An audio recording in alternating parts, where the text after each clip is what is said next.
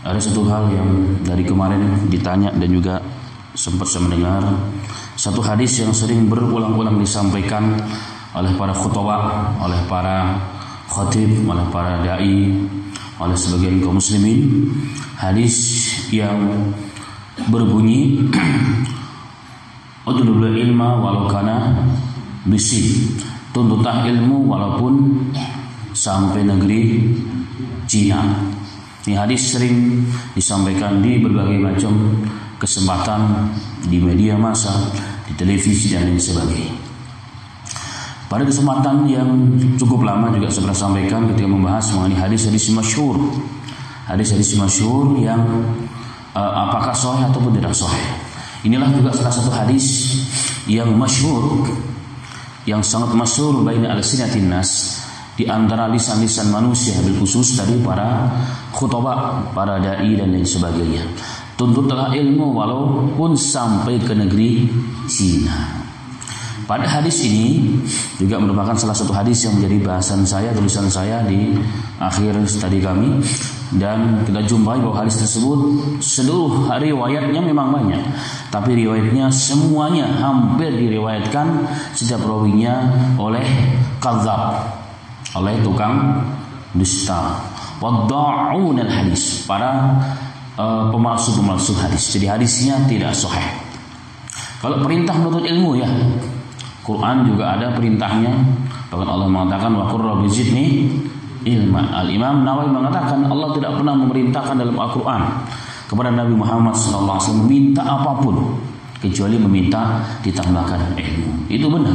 Dalam hadis cukup banyak juga Rasulullah bersabda, talabul ilmi fardhatun ala kulli muslim, menuntut ilmu itu wajib bagi setiap muslim, tentunya juga sebagai sebagian kepada kaum muslimat. Tetapi kalimat utlubul ilma walau bisin, tuntutlah ilmu walaupun sampai ke negeri Sin, secara teks hadis dan secara riwayat itu tidak ada yang benar penisbatannya kepada Nabi Muhammad sallallahu alaihi wasallam.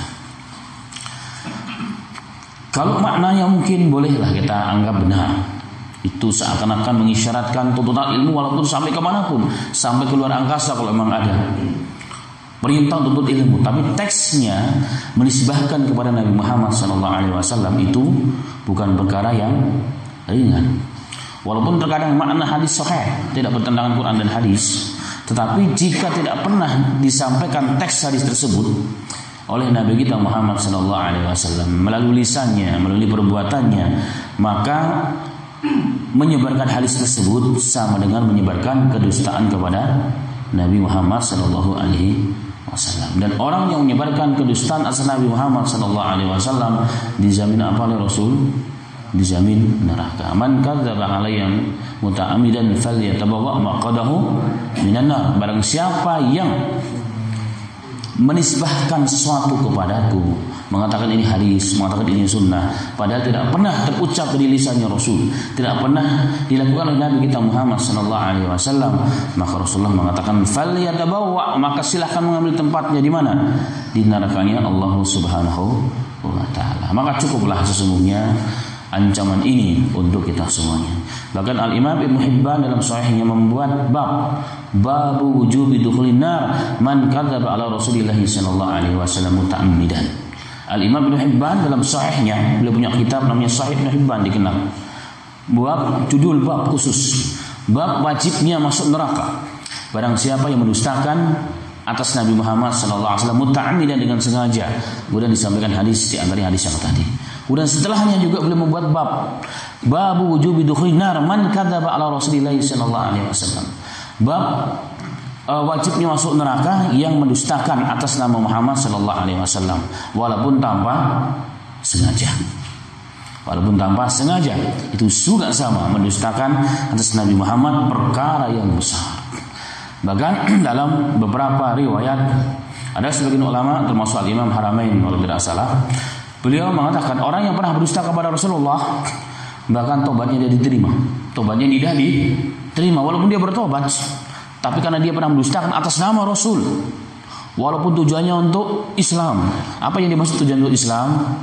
Ketika melihat orang malas sholat, melihat orang malas beribadah, menuntut ilmu, malas baca Quran, maka buatlah hadis-hadis palsu tentang keutamaan salat, tentang keutamaan ilmu, keutamaan baca Quran dan lain sebagainya. Untuk apa? Untuk Islam, untuk agar manusia taubat. Itu tetap juga tidak diperbolehkan, dosa besar. Begitu juga apalagi berdusta atas untuk menjelekkan Islam. Sehingga begitu keras dosa ini, karena dusta kepada Rasul tidak sama dusta kepada manusia. Sehingga sebagian ulama mengatakan taubatnya orang yang pernah berdusta atas nama Rasul tidak diterima, termasuk Imam Haramain. Tapi jumhur ulama termasuk Imam Nawawi rahmatullah alaih, jumhur ulama mengatakan jika dia bertobat sungguh-sungguh maka diterima tobatnya. Tapi inti daripada apa yang saya sampaikan di sini adalah bahwa ikut membenarkan dan menyebarkan dan mengulang-ulang dalam ceramah, dalam khutbah, dalam berbagai macam kesempatan, termasuk melalui media, ikut menyebarkan melalui handphone, mengeser dan sebagainya. Hadis seperti ini sama dengan menyebarkan kedustaan. Berarti kita termasuk salah satu pendusta, termasuk hoax. Hari ini dikenal dengan menyebarkan hoax atas nama Rasul. Sangat besar dosanya di sisi Allah Subhanahu wa taala. Sama halnya dengan kalimat hadis yang mengatakan man arada dunya fa alaihi bil ilm wa man arada bil akhirah wa alaihi bil ilm wa man aradahuma fa alaihi bil ilm. Barang siapa ingin dunia hendaknya dia dengan ilmu, barang siapa ingin akhirat hendaknya dengan ilmu, barang siapa ingin keduanya maka dia pun harus dengan ilmu. Itu hadisnya bukan hadis Rasul. Kila diriwayatkan itu kepada Al-Imam Syafi'i, kila. Tapi kepada Rasul tidak ada sanadnya sama sekali. Sama halnya hadis menuntut ilmu itu minal mahdi ila lahdi. Jadi buayan sampai ke lahat, sampai ke liang kubur. Sampai ke liang kubur. Masa sampai liang kubur bisa belajar? Secara teks juga ada yang mengganjal. Secara sanad juga tidak ada asalnya hadis itu. Hadisnya berarti maudhu, palsu atas nama Nabi kita Muhammad sallallahu alaihi wasallam. Yang saya heran sampai detik ini masih banyak orang-orang yang menisbahkan kepada agama tapi masih menyebarkan hadis-hadis yang seperti ini. Memang tujuannya baik untuk membangkitkan semangat orang menuntut ilmu, tapi dengan cara yang tidak benar. Padahal cukup Quran dan hadis yang sahih dari Nabi kita Muhammad sallallahu alaihi wasallam. Semoga Allah membimbing kita dan jauhkan kita dari ikut serta menyebarkan hadis-hadis yang hoax, hadis-hadis yang palsu, yang maudhu atas nama Nabi kita Muhammad sallallahu alaihi wasallam. Amin ya rabbal alamin.